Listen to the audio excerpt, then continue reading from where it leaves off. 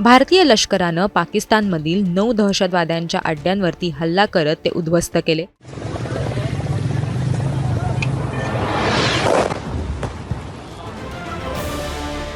त्यानंतर आता शिवसेना उद्धव बाळासाहेब ठाकरे पक्षाचे प्रमुख उद्धव ठाकरे यांची प्रतिक्रिया समोर आली आहे।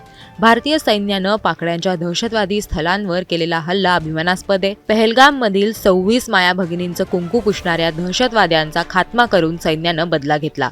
पाकिस्तानचे भारतातील स्लीपर सेल उद्ध्वस्त करून दहशतवादाचे समूळ उच्चाटन करणं गरजेचं आहे। भारतीय सैन्य सर्व प्रकारच्या परिस्थितीशी सामना करण्यास सक्षम आहे। ऑपरेशन सिंदूरने ते दाखवून दिलं। भारतीय सेनेच्या शौर्याला शिवसेनेचा सलाम।